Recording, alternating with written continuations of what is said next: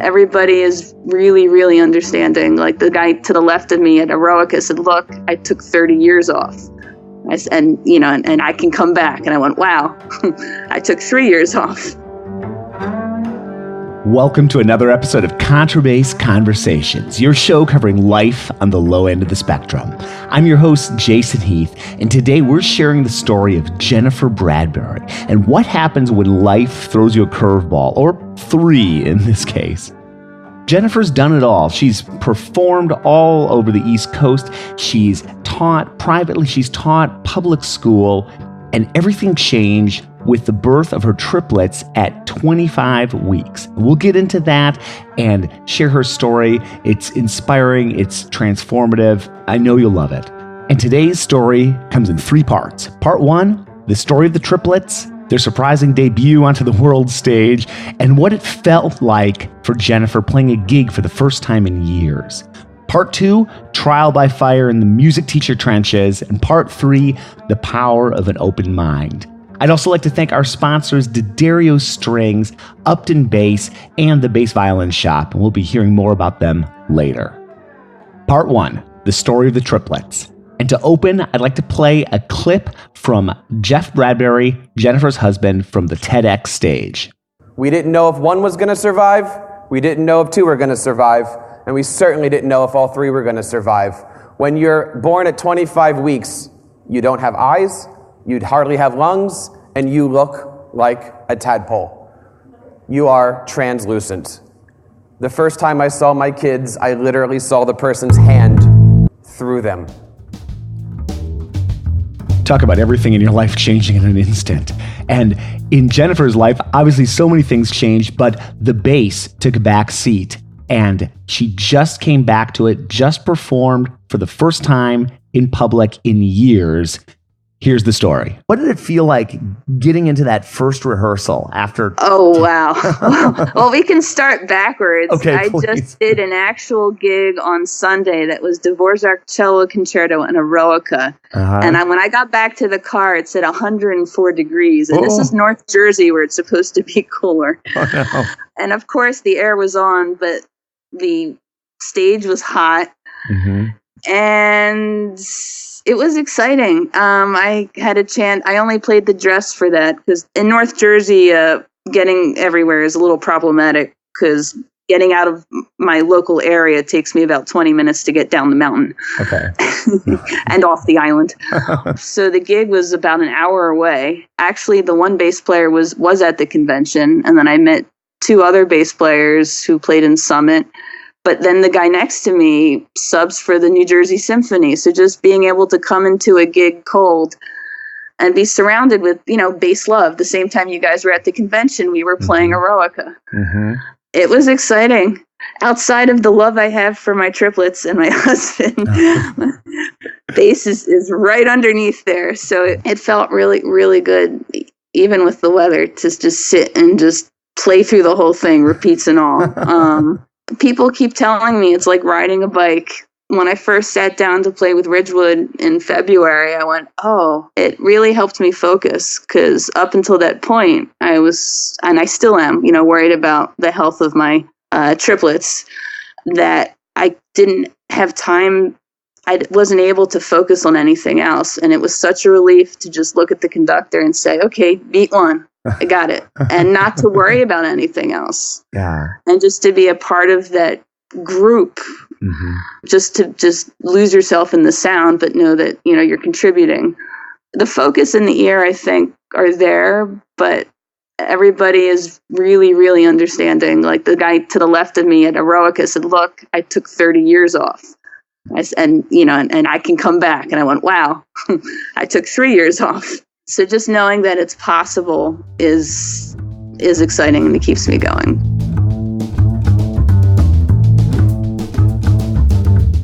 In our ever-distracted world, there's something about the timelessness of the Groupthink orchestral experience.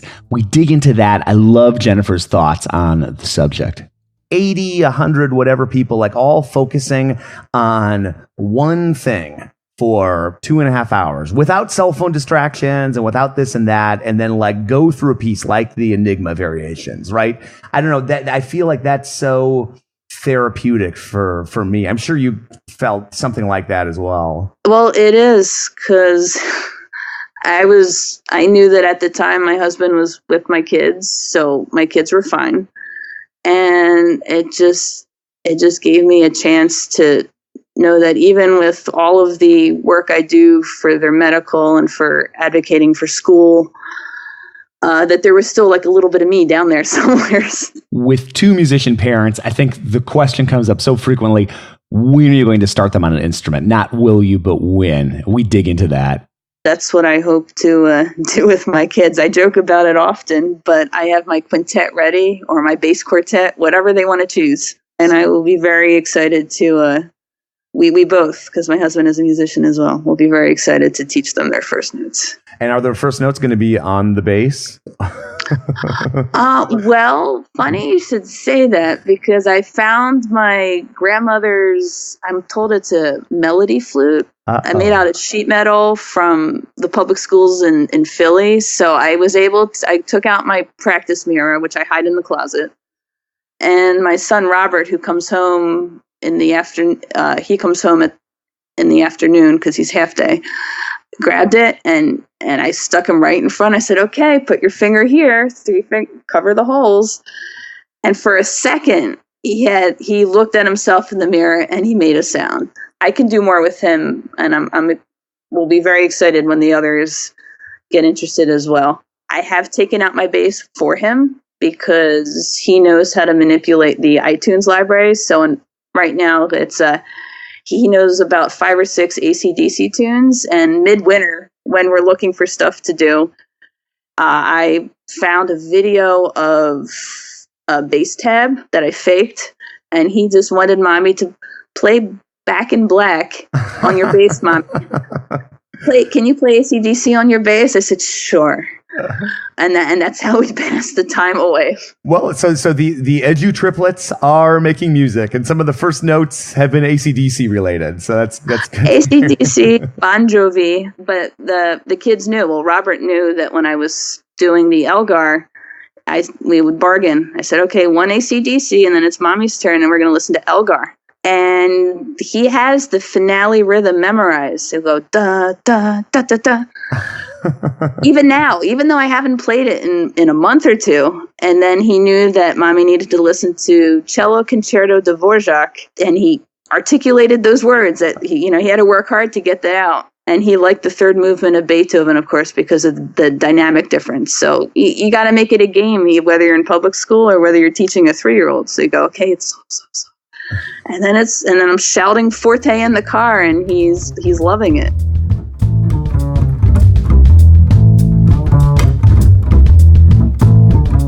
That was the story of the triplets and the massive effect that they had on Jennifer's life, and obviously continue to have. Up next in part 2, we dig into tactics from the teaching trenches. And first, I'd like to give a shout out to our sponsor, D'Addario Strings, our longtime sponsor at this point. And you would be amazed at the artists that use D'Addario Strings. One that comes to mind immediately is Gary Carr. What a phenomenal bass player. What a massive impact he's had on the music world. And seeing him up there playing on the D'Addario strings, the same strings that I use, such a thrill. They're great strings, folks. I've been playing on Kaplan's for the last several months, and I love them. They've got this buttery sound. They feel great under the bow. They've got great pizzicato response. They work great on all sorts of basses. My jack stat sounds phenomenal. I was listening in the hall at the Golden Gate Bass Camp and listening to Da Shun Zhang play my bass with those strings, and wow, I was just blown away. I was floored. They've got great clarity, and they've got great depth of sound. And I really encourage you to check them out. And you can get a chance to win a set of D'Addario strings if you go to contrabassconversations.com/strings. Fill out the survey, enter to win a chance to get a set of D'Addario strings. And I am so excited to welcome back on board Upton bass. I have been a fan of Upton Bass for years, over a decade at this point, and Upton Bass was one of our sponsors back in the early days of the podcast and the blog. It's 10 years later, and wow, what a journey that they've had in that past decade. And we're going to have them on the podcast as a guest soon, hopefully Eric and Gary, and talk about their journey. But one major development is making basses. They have become one of the major bass makers in the United States, and they're making basses for people like Gary Carr. That's right, there is the Carr model Upton double bass. It is a phenomenal instrument. Here, I'll just read what Gary Carr himself says about this bass. Here's what Gary Carr says. The sound is large, projecting, and has a great bottom and top, very even all the way. I'm really impressed with what you've accomplished, and I consider this to be the first instrument that I've ever tried that, for the amazing price at which you're offering it, I would recommend it to every serious student of our instrument. And even for those who have a fine instrument, this would be a perfect second instrument for practicing solo playing, chamber music, jazz, etc. And I can echo those words. I've had students, many students over the years, own Upton basses. In fact, I had a student who bought 2 Upton basses, one set up for jazz, one set up for orchestra. They're used by former podcast guests like Craig Butterfield, David Murray, and that's just scratching the surface. Welcome back on board, Upton. I'm so glad to have you guys along. And folks, check them out, uptonbass.com. Part 2 of our story, trial by fire in the music teacher trenches. Jennifer's done it. I've done it. So many of us have done it. Teaching music and teaching music in the schools, in the public schools in Jennifer's case. Was that her calling? What was her decision-making process? What was she thinking when she was a 17-year-old, 18-year-old? That's what we dig into. Did you know that music ed was what you were wanting to ultimately do, or were you thinking performance? I was thinking about needing to grab all the possible opportunities. I know that I wanted the chance to be a performer, but practically speaking, I knew that if I had the chance to get, a solid certificate at the same time, why not? But I still am in awe of the teaching profession. When I first started taking classes, I thought, how could I even be able to do any of this? But much like when you start student teaching and you're there and those are the kids that, that are depending on you, you kind of tread water a little bit until you make your way and you get used to bringing your enthusiasm, but communicating in such a way that it gets results.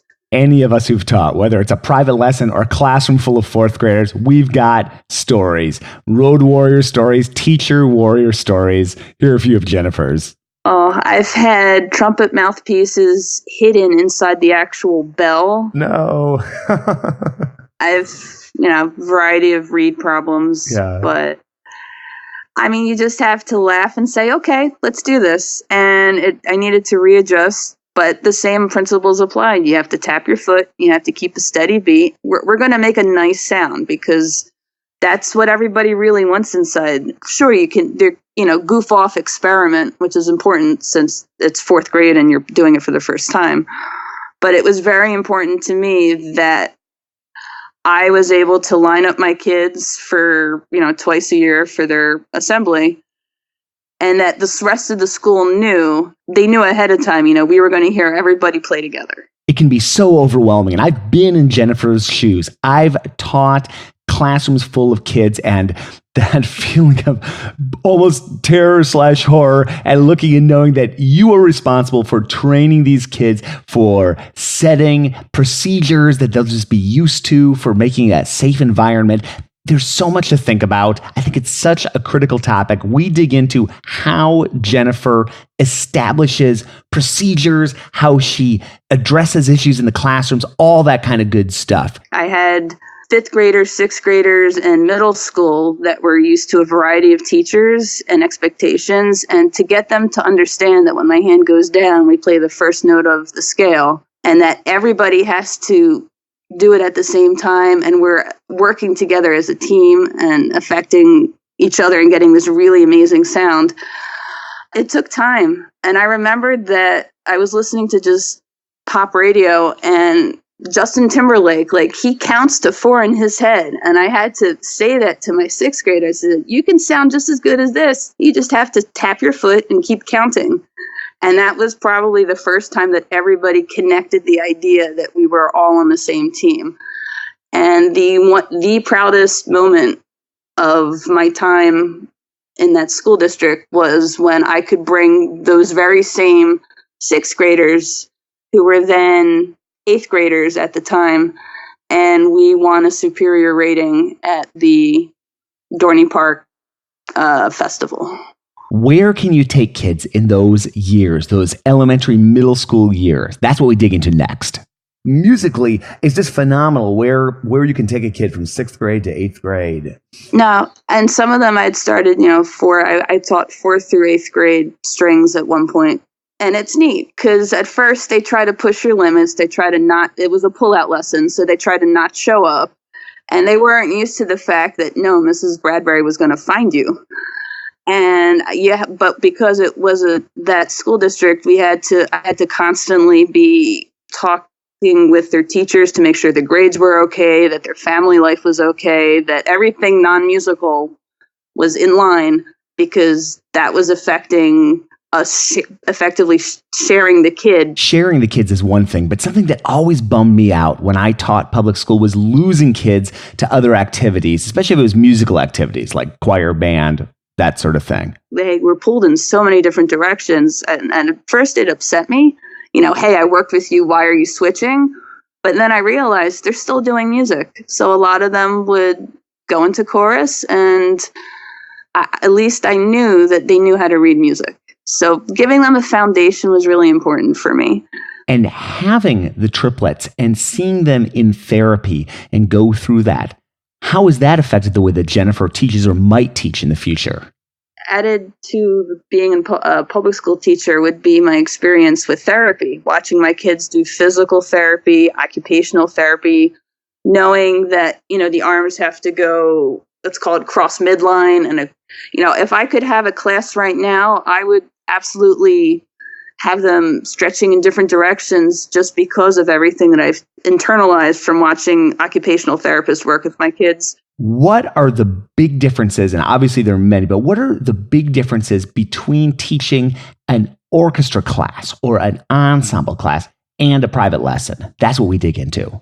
Teaching a private lesson, for me, is different because you don't have a deadline. You don't have the concert deadline where you have to learn how to play Twinkle Twinkle by this date, and so you have to push it. There's more time to do call and response, clapping, rhythm speaking. And if you make it sound like fun, then the private student doesn't know any different.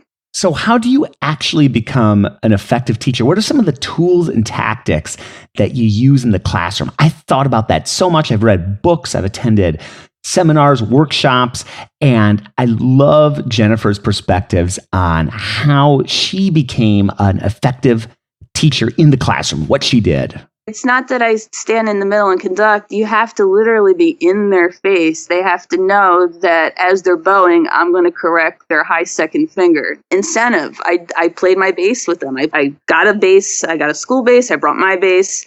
And that was special. It made them feel special to know that I wanted to be a part of what they were doing. We taught how to breathe and bring other people in and to watch. Academically, I looked for stuff that supported where they were at their level, but still didn't sound like hot cross buns. Making sure that the voices were doubled, making sure that even if I only had one viola, that was the viola part. And guess what, violins, you needed to listen to what that person was playing. I did not believe in third violins, which, having many different teachers up to that point, the kids didn't know what to think. I needed to be with them. I sat down next to them. I moved their finger. I got them, the same concepts we worked with bass. The most important thing is getting a sound. Helping them learn how to fix their own problems. If they're not getting a sound, is it a right hand problem or a left hand problem? Do you need more rosin? Warm up the sound, play an open string, and then, pits the part. I tried to give them the same steps that I would have to figure out what I needed to do, only at their level.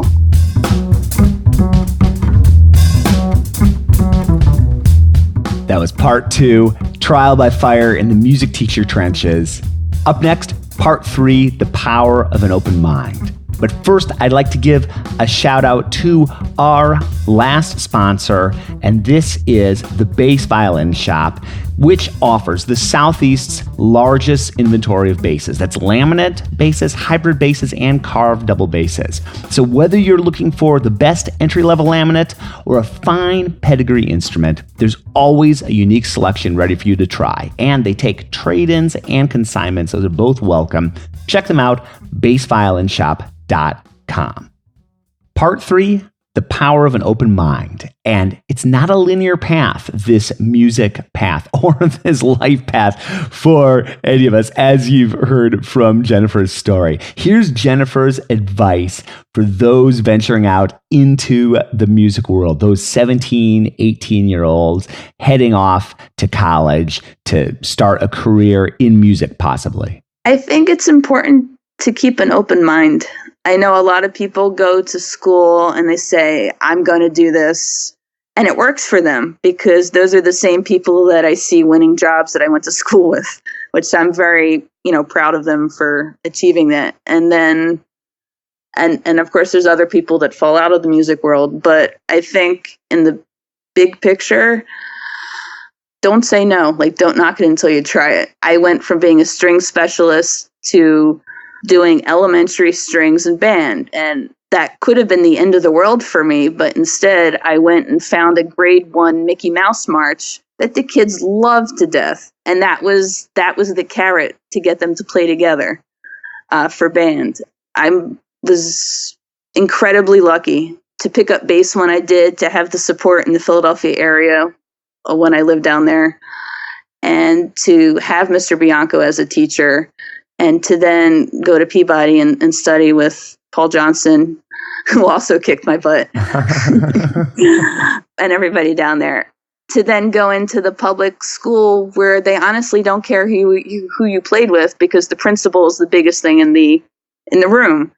And I look at that and go, that's okay, because I've had to watch conductors. So I can, to be able to change your people's skills around to relate to people who don't care about music necessarily, but we're all teaching the same kids and we all want what's best for them. So being able to translate some of your enthusiasm around and be flexible is something that I didn't necessarily start out with. And it's not really a musical skill, but to have that certainly will then help you as a musician in different circumstances. But yeah, I'm very lucky to play bass because that's how I met my husband. And that's what I can now share with my kids.